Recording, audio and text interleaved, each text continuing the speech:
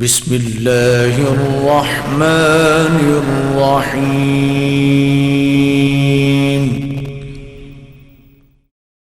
ایک باری سر میں کبابیدہ سجاد برا ملوائے میرا وعدہ ولناروسا ایک باری سر میں کبابیدہ سجاد برا ملوائے میرا وعدہ ولناروسا میں کپیوں ونعم النصیر اعوذ باللہ من الشیطان الرجیم بسم اللہ الرحمن الرحیم الحمدللہ الذی نور قلوبنا بولایت محمد وآل محمد اللہم صلی علی الصلاة والسلام على أشرف الأنبياء والمرسلين وخاتم النبيين بالقاسم محمد صلى على وأهل بيت الطيبين الطاهرين المعصومين المظلومين المنتجبين الذين أذهب الله عنهم الرجس وطهرهم تطهيرا صل على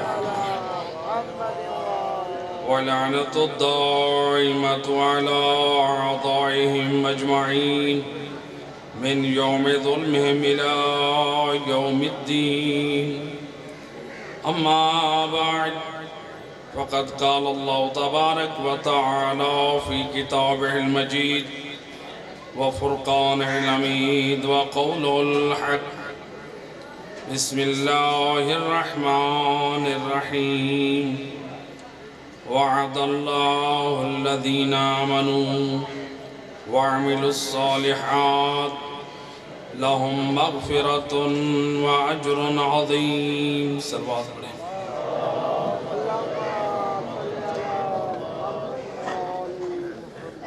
سامعین محترم، قرآن کریم کی جس مختصر آیہ مجیدہ کو سرنامہ کلام قرار دیا ہے،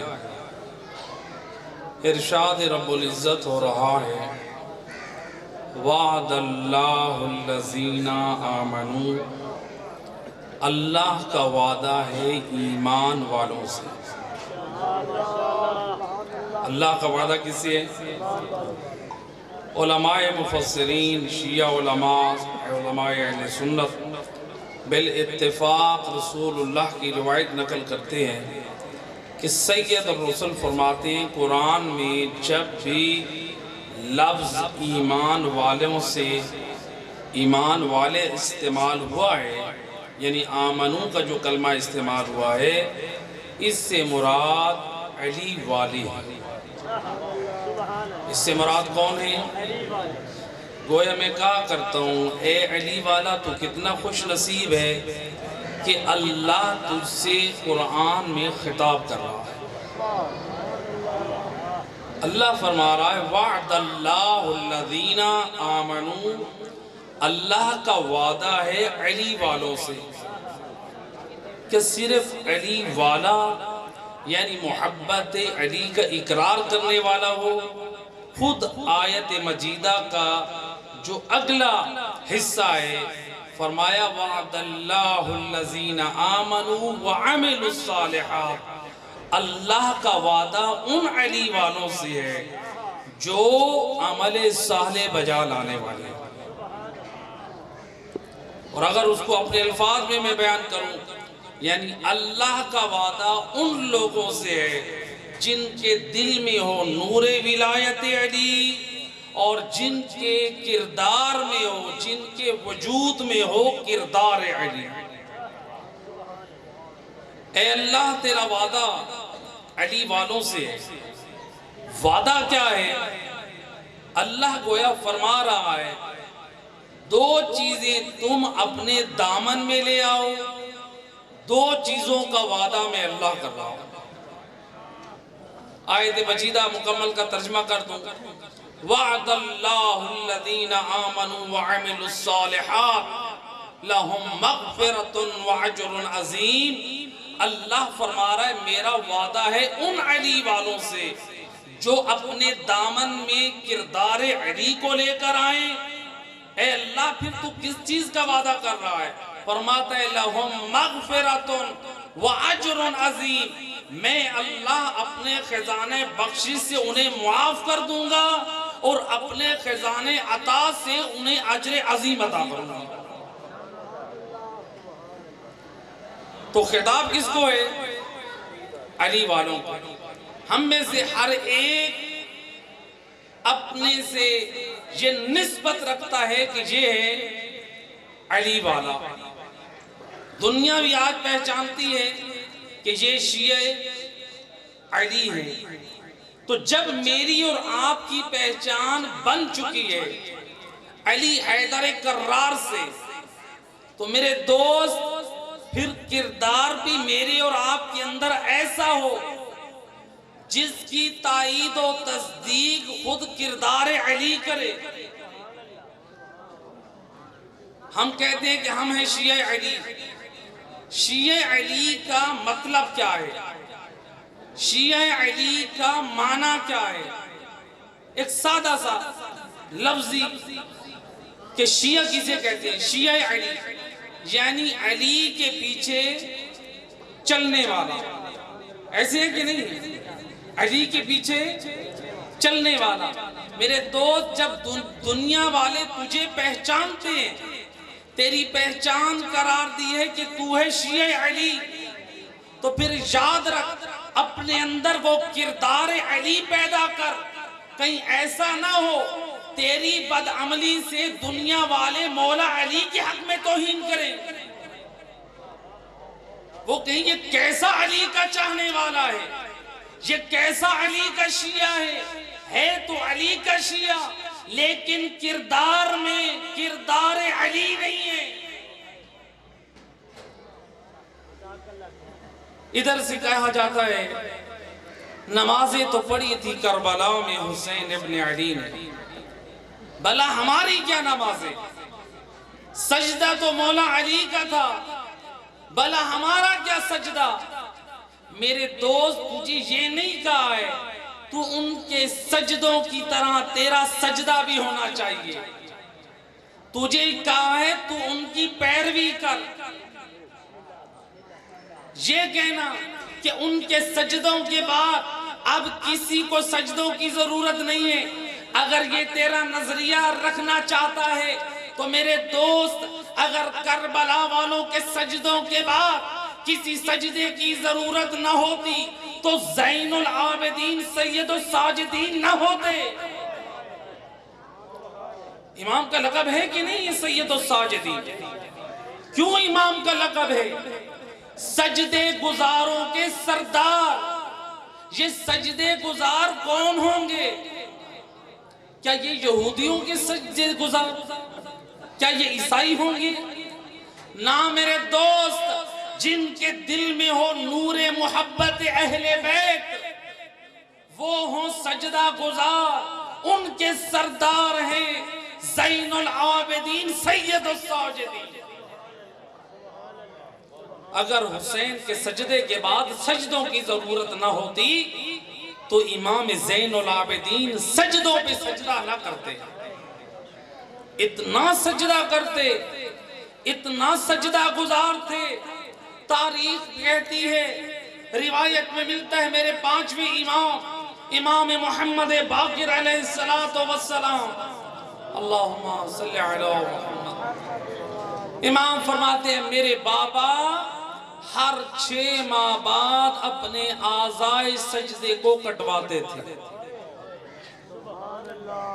ذرا زین العابدین کی سیرت کو تو دیکھ، سید الساجدین کی پاک سیرت کو تو دیکھ۔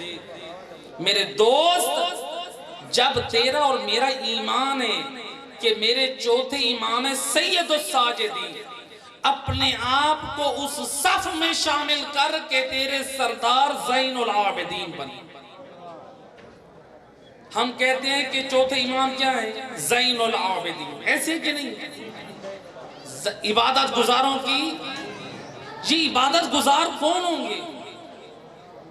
کیا کافروں کے بارے میں ہے؟ بھئی ان کی عبادت تو کوئی قابل قبول نہیں ہے. وہ عبادت گزار کون ہے؟ میرے دوست عبادت گزار اس طرح بن کہ ان کی صفوں میں شامل ہو. تیرا پاک کردار دیکھ کر تیرا سردار بنے زین العابدین. سجدے گزار اس قدر بن کہ تیرا سردار بنے سید الساجدین، اور عبادت گزار اس قدر بن کہ تیرا سردار بنے زین العابدین. امام کیا فرماتے ہیں؟ امام فرماتے ہیں میرے بابا، پانچویں امام سے روایت، میرے بابا سال میں 2 مرتبہ اپنے اعضائے سجدہ کو کٹواتے تھے. اتنا کثرت سے سجدہ کرنے والے اعضائے سجدہ کو کٹوا کر کنیز یا غلام کو دیتے تھے. جاؤ اسے میرے کفن کے ساتھ رکھ، اور جب میں فوت ہو جاؤں، اس دنیا سے رخصت ہو جاؤں، تو میرے کفن کے نیچے ان اعضائے سجدہ کے ٹکڑوں کو بھی رکھ دیا جائے. مولا کیوں؟ اس قدر امام وصیت کرے. فرماتے ہیں زین العابدین کو حیا آتی ہے اپنے رب سے ملاقات کرے اور زین العابدین کے ہاتھ خالی. ہاں میرے چوتھے امام کا پاک کردار تو دے. وہ اس قدر عمل صالح جو وارث جنت ہستیاں ہیں، وہ اس قدر عمل صالح کا اہتمام کرے، اور آج ہم ولایت کے نام پہ عمل صالح سے اپنے آپ کو آزاد سمجھیں. میرے دوست ولایت اہل بیت سے میری اور آپ کی ذمہ داری بڑھ جاتی ہے. ذمہ داری سے آزادی نہیں ملتی. وہ ہمارے ولی ہیں کہ نہیں؟ ایک سادہ سا مثال سے میں واضح کروں. اسلام نے باپ کو ولی قرار دیا. کس کے لیے؟ اولاد کے لیے. اسلام نے شوہر کو ولی قرار دیا. کس کے لیے؟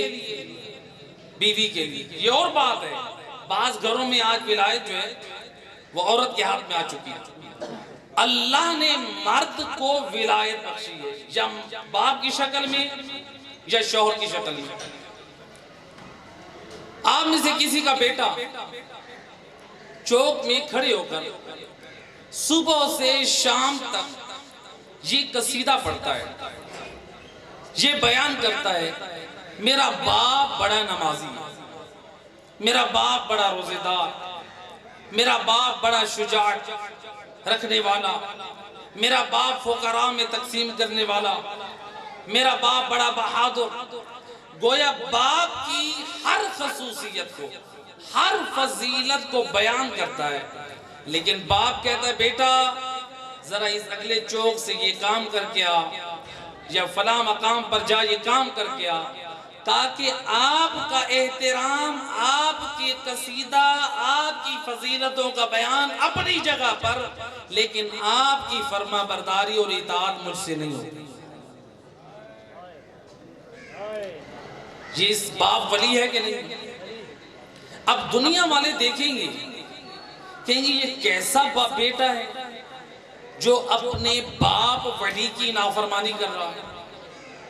کیا دنیا والے اس کو شریف کہیں گے کہ یہ لاکھ باپ کی عظمتوں شان کے قصیدے پڑھ رہا ہے لیکن یہ کوئی شریف نہیں ہے؟ میرے دوست اگر کوئی باپ جیسے ولی کی نافرمانی کرے تو وہ شریف کہلانے کا حقدار نہیں ہے، تو جو علی جیسے سردار کی نافرمانی کرے وہ کیسے شریف کہلانے کا حقدار ہے؟ صلوات پڑھتے محمد و اہل بیت.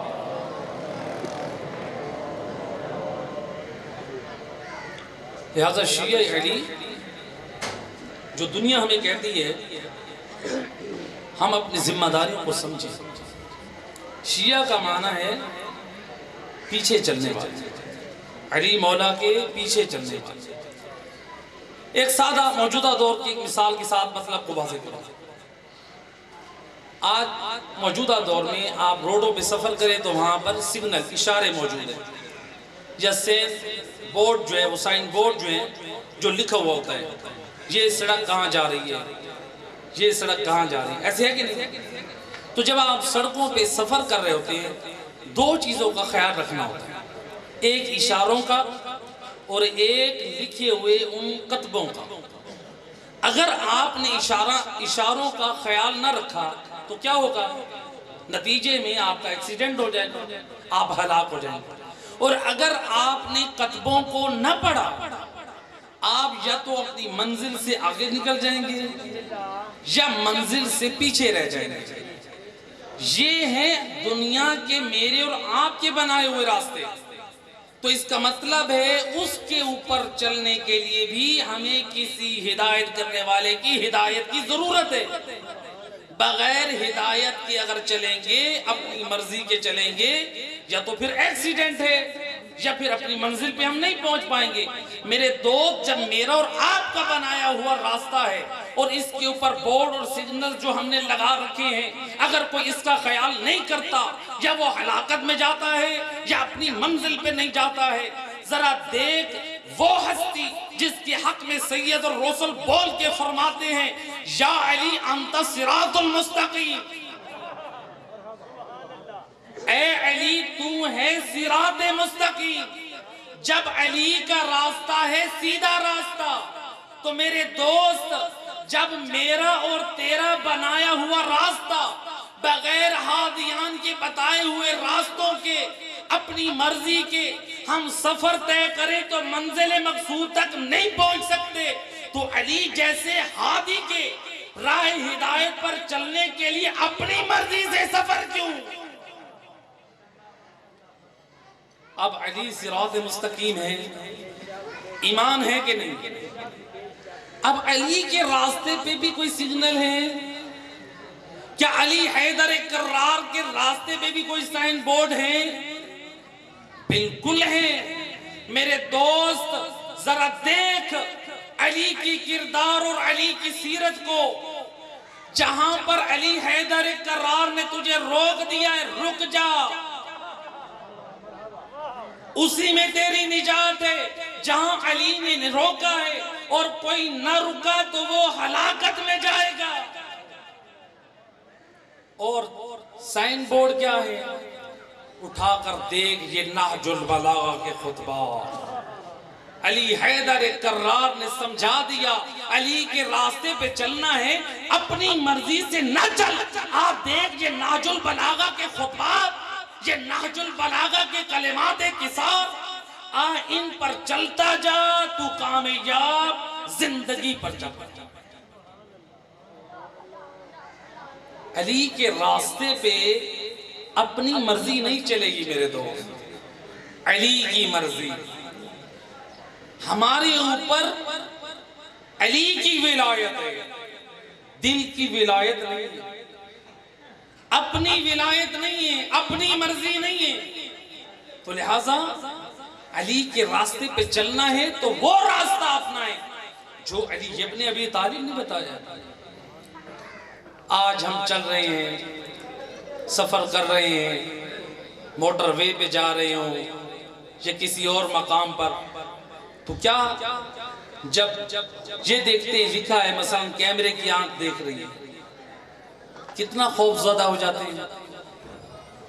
اس ایک آنکھ سے کتنا ڈر ہے کہ میرے اوپر یہ جرمانہ نہ لگ جائے، 500 یا 1000 کا، ایسے کہ نہیں؟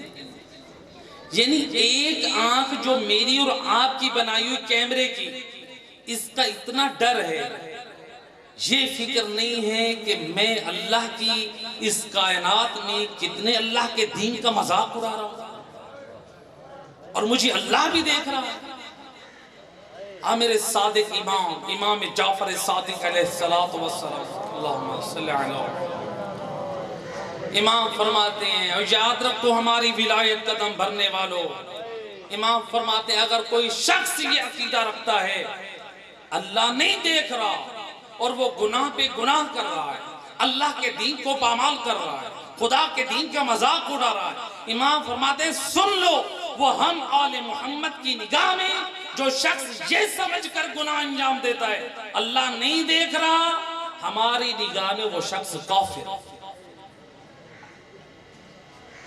جو یہ عقیدہ رکھتا ہے اللہ نہیں دیکھ رہا، یہ کفر ہے۔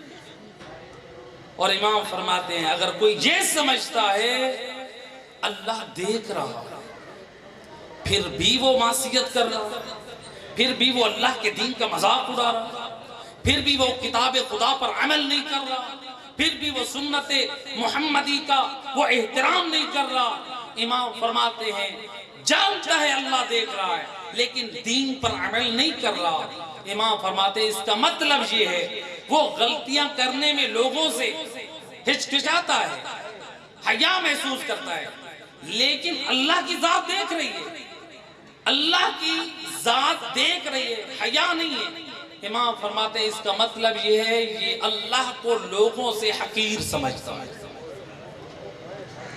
غلطیاں کرتے ہوئے لوگوں سے تو حیا محسوس کرتا ہے، اپنے رب کی بارگاہ میں حیا محسوس نہیں کرتا۔ ایک صلوات پڑھ دیں محمد وحید۔ نعرہ تکبیر، نعرہ رسالت، نعرہ حیدری، یا علی نعرہ صلوات۔ اللہم صلی علی محمد وآلہ۔ اپنا آئین زندگی درست کرے میرے دوست، ہمارا آئین زندگی یا قرآن ہو یا پھر 14 کا فرمان ہو۔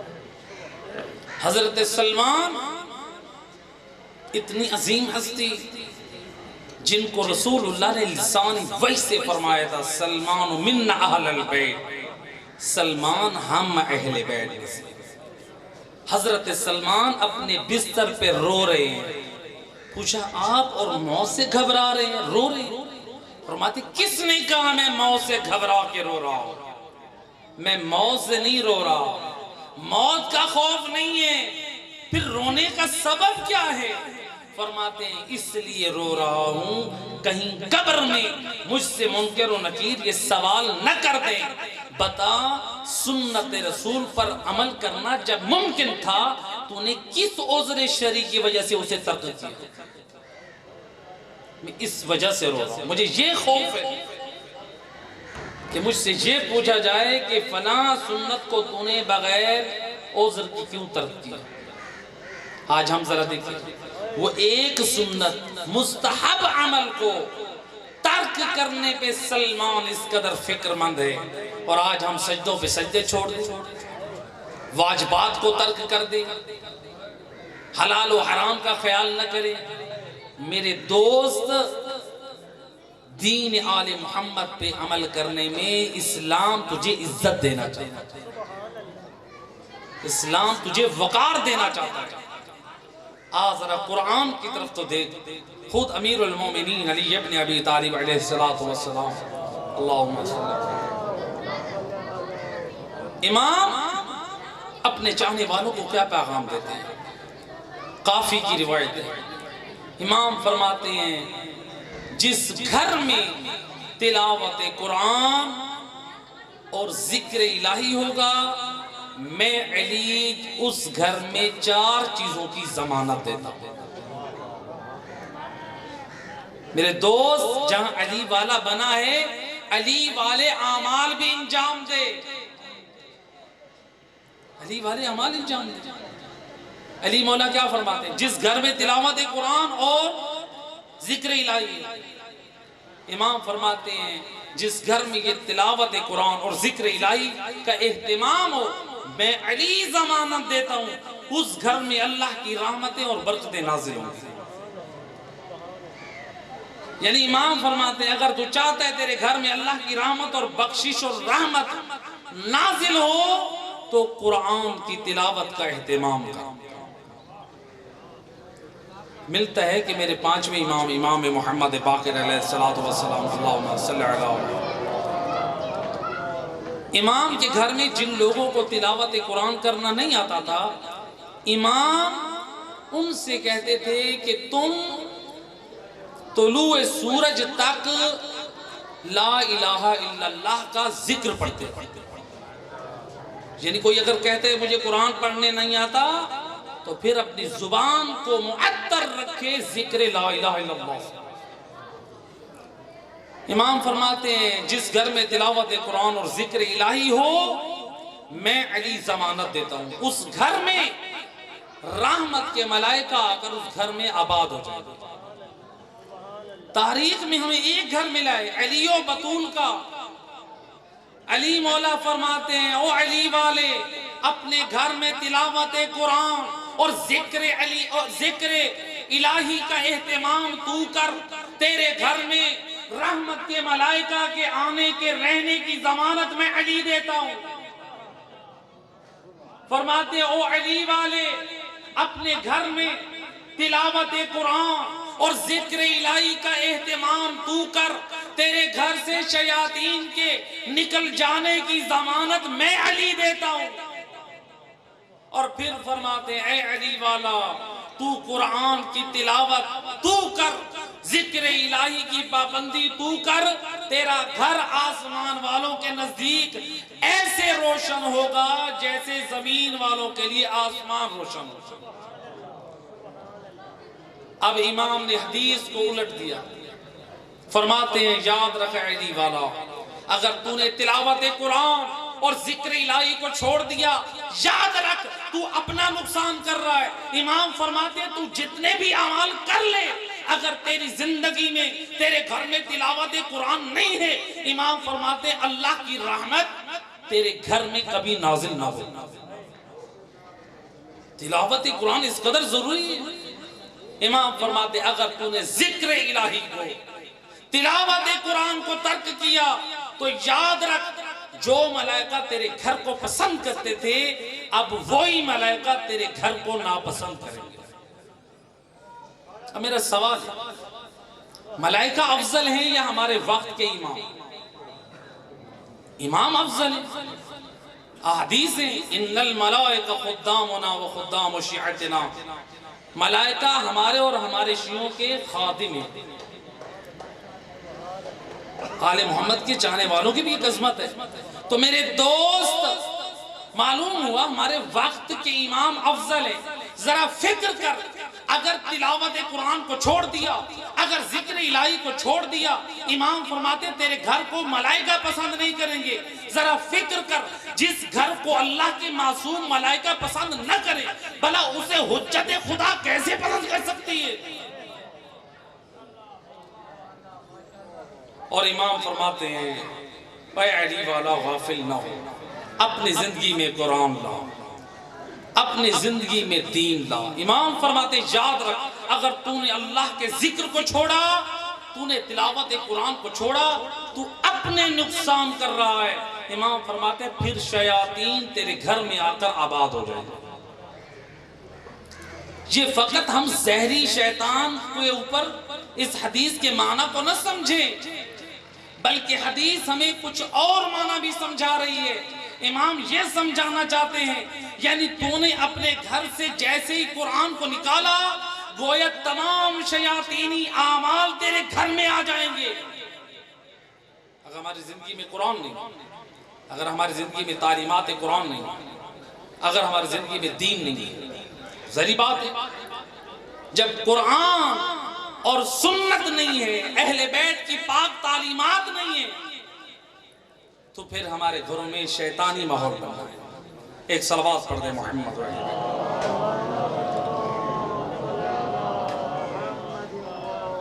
تو لہٰذا علی حیدر کرار اپنے چاہنے والوں کو یہی تاکید فرما دیں اپنی زندگی میں قرآن کا اہتمام کریں۔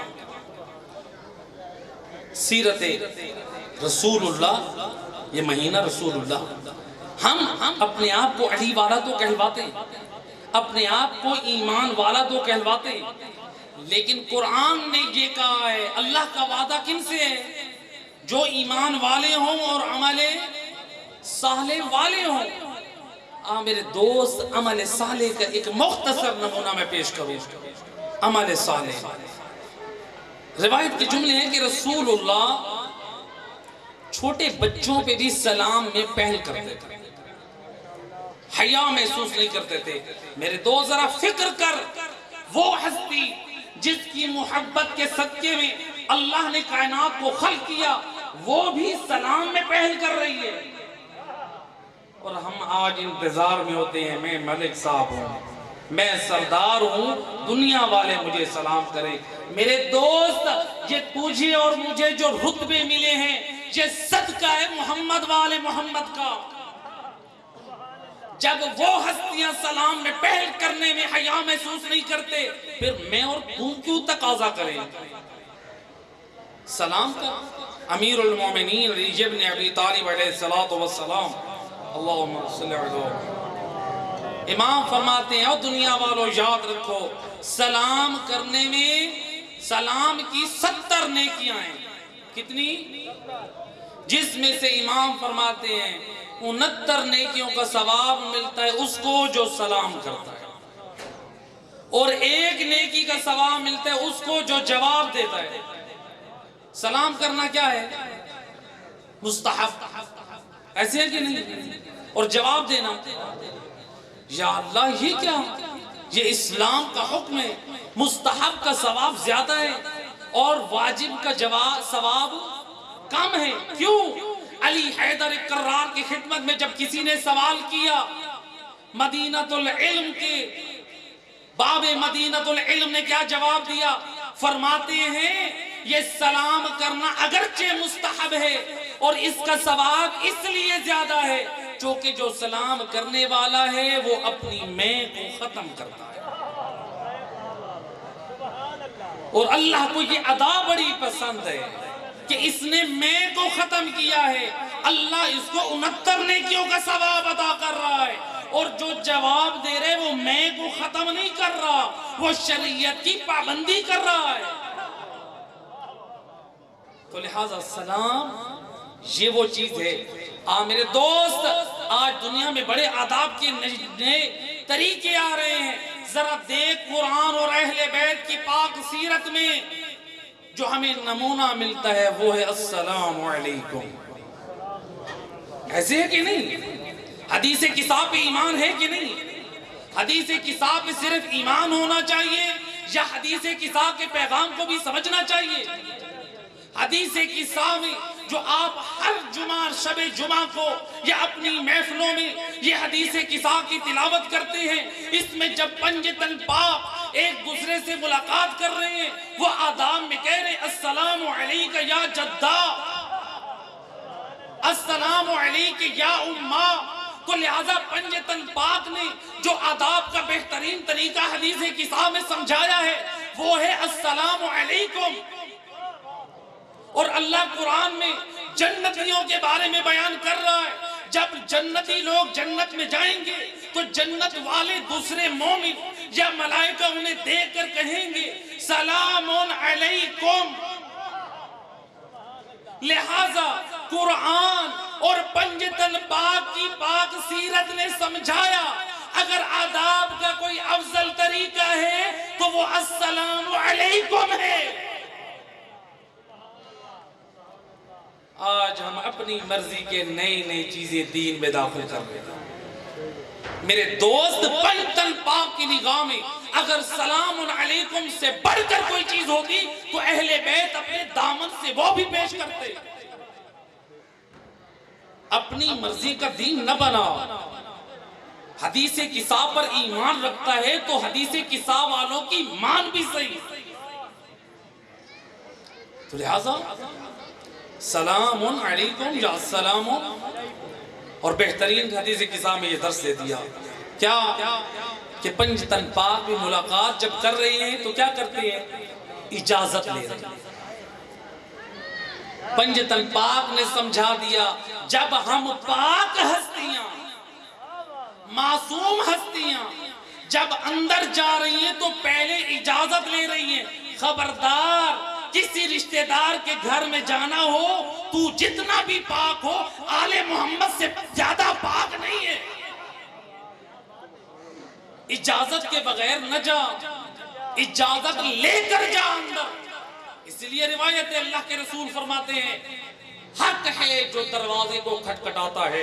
رسول اللہ فرماتے ہیں، صلوات پڑھ دے محمد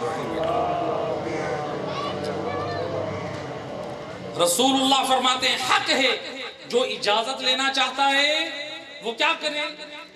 دروازہ کھٹکھٹانے کے بعد وہ دروازے سے ہٹ کے کھڑا ہو، سامنے کھڑا نہ ہو، تاکہ اندر کی خواتین مستورات اس کے سامنے بے پردہ نہ ہو۔ دیکھ کتنا پیارا دین ہے، کتنے آداب سمجھا رہا۔ میرے دوست، یہ حدیث قصہ والوں کو ماننا ہے تو ان کی مان بھی صحیح، اسی میں نجات۔ ایک صلوات پڑھ دے محمد۔ تو یہ سلام، بس میں روایت اور مصائب کی طرف آ رہا ہوں، یہ سلام کتنی بڑی فضیلت ہے۔ رسول اللہ کی سیرت میں تھا، چھوٹا بچہ بھی دیکھتے تھے نا آپ، سلام میں پہل کرتے تھے۔ تاریخ نے ایک ایسا سیرت رسول کا واقعہ بیان کیا ہے۔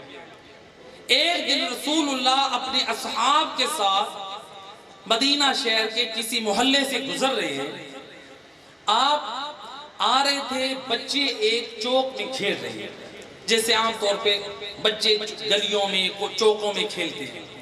بچے کھیل رہے ہیں، ان میں ایک بچے نے دیکھا رسول اللہ اصحاب کے ساتھ آ رہے ہیں، مزاج رسالت سے واقف ہے کہ رسول اللہ سلام میں سبقت کرتے ہیں، کہا کہ آج میں رسول اللہ پہ سلام میں پہل کروں۔